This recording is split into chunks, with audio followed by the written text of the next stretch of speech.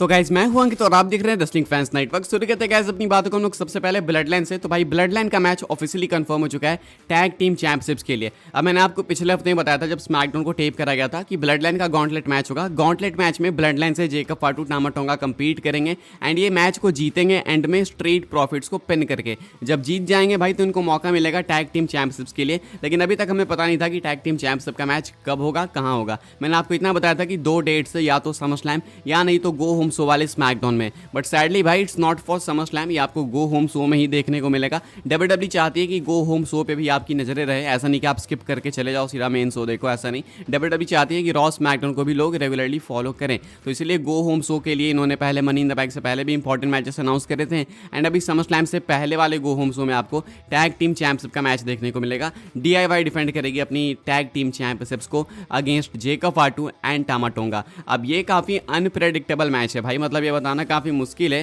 कि यहाँ पे कौन जीतेगा। बिकॉज अभी जस्ट DIY बनी है टैग टीम चैंपियंस, कुछ टाइम पहले, बहुत ज़्यादा टाइम नहीं हुआ, कुछ टाइम पहले चैंपियन बनी है एंड ट्रिपल एच की फेवरेट टीम भी है। उधर दूसरी साइड भाई जेकब फाटू है, तो जेकब फाटू कैसे हारेंगे ये मुझे नहीं पता until and unless Jimmy Uso वापस आते हैं। बट जिमी ऊसो अकेले आके दोनों को कॉस्ट कैसे कर देंगे अब ये पता नहीं भाई क्या होगा। मैच काफ़ी अनप्रेडिक्टेबल है। क्या आपको लगता है कि यहाँ पे मिल जानी चाहिए न्यू ब्लड लाइन को टैग टीम चैंपियनशिप्स? देखो मैं तो नहीं चाहता, मुझे नहीं लगता इसकी नीड है। बिकॉज ये सिंपल बिना टाइटल के सब कुछ अच्छे से कर सकते हैं, तो बीच में टाइटल को क्यों डालना? फिर फालतू का एक भाई इनको एक अलग ही डिस्ट्रैक्शन मिलेगा, इनको अपनी टैग टाइटल्स डिफेंड करनी होगी तो ब्लड लाइन की स्टोरी से कहीं ना कहीं अलग होते जाएंगे। तो इससे बेटर इनको टाइटल ना दिया जाए। फ्यूचर में तो भाई 50 टाइटल जीत सकते हैं, अभी नीड नहीं है मेरे अकॉर्डिंग। बाकी अभी के हिसाब से इनका मैच आपको अगले स्मैकडाउन के एपिसोड में देखने को मिलेगा, जो कि आखिरी स्मैकडाउन का एपिसोड होगा समर स्लैम से पहले का, यानी जस्ट समर स्लैम से एक दिन पहले आपको टैग टाइटल्स के लिए कंपीट करते हुए देखने को मिलेंगे। आगे बढ़ते हैं गैस, बात करते हैं अगली स्टोरी के बारे में जो कि बेथ फिनिक्स को लेकर। तो गैस बेथ फिनिक्स WWE से जा चुकी हैं, अभी नहीं, ऐसा नहीं कि अचानक से अभी चली गई, ये पहले से जा चुकी हैं। अपडेट अभी निकल के सामने आ रही है PW इंसाइडर वगैरह की तरफ से एंड यहाँ पे इनका कहना है Beth Phoenix is no longer under contract to WWE। कहते हैं कि किसी भी तरीके से किसी भी डील के अंदर बेथ फिनिक्स कंपनी के साथ WWE के साथ नहीं है। एज तो भाई ऑलरेडी ऑल एलीट रेसलिंग के अंदर है, AEW के अंदर है। अगर आप देखते होगे तो आप जानते होगे क्या हो रहा है उनके साथ, क्या नहीं हो रहा है। बेथ फिनिक्स भी अब कंपनी के अंदर नहीं है। अब एज बेथ फिनिक्स हमें लास्ट टाइम टेलीविजन पे एक साथ देखने को मिले थे तो WWE के अंदर ही देखने को मिले थे। अब क्योंकि बेथ फिनिक्स WWE के साथ किसी भी डील में नहीं है तो क्या कोई चांस है, क्या कोई भाई किसी भी तरीके से कोई ऐसा मोमेंट क्रिएट हो सकता है जहां पे हमें AEW के अंदर बेथ फिनिक्स जाते हुए देखने को मिले एंड एज के साथ वापस से ऑन टेलीविजन पार्टनरशिप करते हुए दिखे, मतलब ये husband wife proper on television वापस से किसी रोल में देखने को मिले? क्या लगता है आपको बेथ फिनिक्स को जाना चाहिए AEW के अंदर या फिर नहीं? AEW के बारे में अगर मैं सोचता हूँ ना तो पहली इमेज जो मेरे दिमाग में क्लिक होती है वो ये है कि उनका रोस्टर इतना भर चुका कि पूछो मत, साथ में इतनी सारी चैंपियनशिप्स है कि मैं आपको क्या बताऊं। तो मुझे नहीं लगता ऑनेस्टली भाई कि और किसी लेजेंड की नीड है वहाँ पे। नीड तो भाई देखो पिछले 2-3 साल से नहीं है, वो नीड तो क्या थी, ये खुद ही डाउनफॉल में जा रहे थे ऐसे इधर उधर से लेजेंड साइन करके, उसकी तो नीड कभी नहीं थी। अपने टैलेंट्स बनाने की इनको नीड थी, जैसे ऑरेंज कैसिडी हो गए, साथ में एक डार्बी एलन हो गए। तो डार्बी एलन तो अभी काफ़ी अच्छा करते हैं, लेकिन ऑरेंज कैसिडी जितने वायरल थे पहले टिकटॉक पे, इंस्टाग्राम रील्स पे, उनका पता नहीं इन्होंने पूरा मोमेंटम किल कैसे कर दिया। खैर भाई अभी के हिसाब से बेथ फिनिक्स को लेकर ये अपडेट है कि ये WWE के साथ नहीं है। सो हाँ भाई एक स्लाइट पॉसिबिलिटी है कि मे बी आपको देखने को मिल जाए बेथ फिनिक्स AEW के अंदर एज के साथ। आगे बढ़ते हैं गाइस, बात करते हैं अगली स्टोरी के बारे में जो कि सोलो सिकोआ को लेके कंफर्म कर दिया भाई इन्होंने रोमन रेंस का रिटर्न। हम लोग तो अभी थोड़े डाउट के अंदर थे कि कहीं रोमन वापस आएंगे कि नहीं आएंगे। सोलो सिकोआ को थैंक यू बोलो भाई, अगर आप रोमन रेंस के फैन हो तो सोलो सिकोआ की वजह से अभी आप राहत की सांस ले पाओगे। बताता हूँ मैं आपको क्या अपडेट है, लेकिन आपने चैनल को सब्सक्राइब नहीं करा तो सब्सक्राइब करो भाई, बिल्कुल 2 सेकंड का काम है, 1 सेकंड का काम है। नीचे सब्सक्राइब का बटन है, क्लिक करो, नोटिफिकेशन बेल को ऑल पे सेट करना जरूर। सब्सक्राइब नहीं कर रहे हो तब तो कोई अलग बात है, लेकिन भाई सब्सक्राइब कर रहे हो तो बिना नोटिफिकेशन बेल ऑल पे सेट किए मत जाना, तभी आपको WWE की फास्टेस्ट अपडेट्स मिल पाएगी। तो सब्सक्राइब कर देना, ठीक है।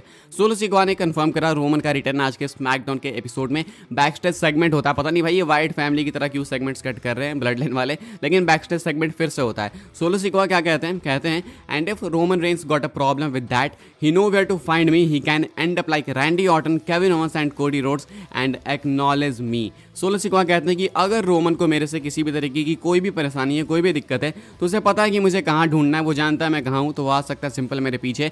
बट बिलीव मी, ऐसा कहते हैं सोलो, बिलीव मी, अगर वो मेरे पीछे आया तो उसकी भी कंडीशन हम लोग Randy Orton, Kevin Owens and Cody roads जैसी कर देंगे। यानी कि उसको भी वैसे ही अटैक करेंगे, उसके भी हालात वैसे ही बुरे करेंगे। जिस तरीके से हमने ऑर्टन को पटका ना उस टेबल पे, जिस तरीके से ओवेंस को ब्रूटलाइज करा, कोडी को टॉर्चर करा, उसी तरीके से रोमन को भी करेंगे एंड उसको एक्नॉलेज करना पड़ेगा मुझे। तो सोलो सिकवा भी रोमन रेंस बने हुए एंड रोमन रेंस को समझ रहे हैं कि जिमी उसो या जे उसो है, इस तरीके से बात कर रहे हैं। इसी तरीके से रोमन क्या करते थे, अब ये बोल के सोलो ने साफ कर दिया है रोमन का रिटर्न समरस्लैम के लिए। ये जो सिंपल ऊपर इन्होंने लाइन बोली ना कि अगर रोमन को कोई दिक्कत है तो वो मेरे पीछे आ सकता है, उसको पता है मैं कहाँ मिलूंगा, तो ये लाइन इनफ है भाई सब कुछ कंफर्म करने के लिए। एक एक्सप्लोसिव रिटर्न रोमन का आपको देखने को मिलेगा समरस्लैम में। बस 8 दिन 7.5 दिन यहाँ से बचे हुए एंड ट्राइबल चीफ आपको वापस आपके टीवी पे देखने को मिल जाएंगे, अगर आप देखते हो तो। बाकी फ़ोन पे देखते हो तो फ़ोन पे देखने को मिल जाएंगे, बेसिकली आपकी स्क्रीन्स पे देखने को मिल जाएंगे। आगे बढ़ते हैं गाइस, बात करते हैं अगली स्टोरी के बारे में जो कि ओमस को लेके। तो भाई ओमस को लेके कल मैंने आपके साथ एक अपडेट शेयर करी जो कि रेसलिंग ऑब्जर्वर न्यूज़ लेटर की थी। वहाँ पे मेल्टजर कह रहे थे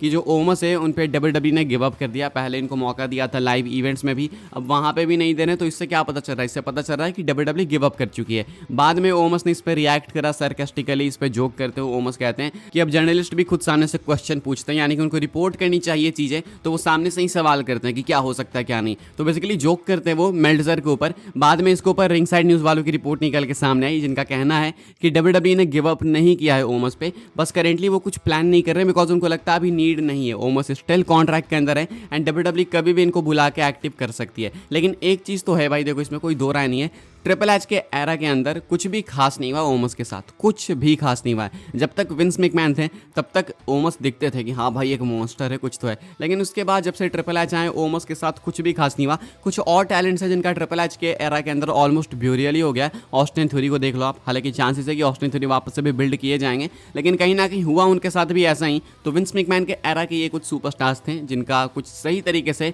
यूज नहीं हो रहा है करेंटली। ओमस के साथ भी सेम सिचुएशन है, लेकिन WWE ने होप्स नहीं छोड़ी है, ऐसा कहना है रिंग साइड न्यूज़ का। आगे बढ़ते हैं गाइस, हम लोग बात करते हैं अपनी नेक्स्ट एंड फाइनल स्टोरी के बारे में जो कि CM पंक को लेके। तो भाई CM पंक एक बार फिर से इंजर्ड हो सकते हैं। आपको लगा होगा हो गए, ऐसा नहीं, अभी नहीं, भगवान करे ऐसा ना हो, इंजर्ड हो सकते हैं। ये किसने कहा है भाई, ये कहा है विंस रूसो ने। इनका कहना है कि इंजरी स्केयर तो अभी भी है उस पर, मतलब ये ऐसा श्योर नहीं है भाई कि CM पंक आएंगे तो कम्पीट करते जाएंगे अब फिट हो गए। बेसिकली CM पंक का कहना था जाने से पहले कि अब मैं आऊँगा तो भाई प्रॉपर फिट होकर आऊँगा, मैं नहीं चाहता कि मैं आऊँ फिर इंजर्ड हो जाऊँ, फिर आऊँ फिर इंजर्ड हो जाऊँ, ऐसा नहीं चलेगा। बिकॉज पिछले 2-3 टाइम से ऐसा ही चल रहा है, AEW के अंदर भी ऐसा ही हुआ एंड अभी WWE के अंदर आया तब भी ऐसा ही हो गया। तो विंस रूसो कहते हैं कि उन्हें इस चीज़ पे बिलीव नहीं है, उन्हें कहीं ना कहीं बैक ऑफ द माइंड ये डाउट है कि क्या पता CM पंक वापस से इंजर्ड हो जाए, यानी कि वो डरे हुए इस चीज़ को लेके। एंड कहते हैं कि अगर ये चीज़ होगी तो देन ही डोंट नो कि भाई क्या होगा उसके बाद, कि उसके बाद किस तरीके से WWE बुक करेगी मैकइंटायर पंक की फ्यूड। अगर CM पंक को सेव करना है तो इनको लाइट मैचेस में ले जाओ एंड इन पे ज़्यादा प्रेशर मत डालो कि आप ऐसे मूव्स परफॉर्म करो, ये करो वो करो, ये जो ईजिली कर सकते हो उतना करने दो। नहीं तो ये अगर इंजर्ड हुआ तो भाई अब तो काम तमाम हो जाएगा, फिर मैकइंटायर वाली फ्यूड बिल्कुल पचक जाएगी, कुछ बचेगा नहीं उसमें, ऐसा कहना है विंस रूसो का। एंड आई लग रही भाई, मुझे लगता है सही कह रहे हैं। आप क्या सोचते हो कमेंट करके बताना गाइस। फिलहाल इस वीडियो के लिए बस यही कुछ अपडेट्स थी। आई होप आपको इन्फॉर्मेशन मिली हो तो वीडियो को लाइक करें, शेयर करें, सब्सक्राइब करें चैनल को, ताकि आने वाले टाइम के अंदर आपको और भी ऐसी WWE की न्यूज़ अपडेट्स जानने को मिलते रहे। फॉलो कर सकते हैं आप लोग मुझे इंस्टाग्राम एंड ट्विटर पर, लिंक आपको मिल जाएगा डिस्क्रिप्शन में। ज्वाइन कर सकते हैं व्हाट्सएप चैनल को, उसके भी लिंक डिस्क्रिप्शन में। मिलते हैं अपनी नेक्स्ट ऑफर काफ़ी इंटरेस्टिंग वीडियो में।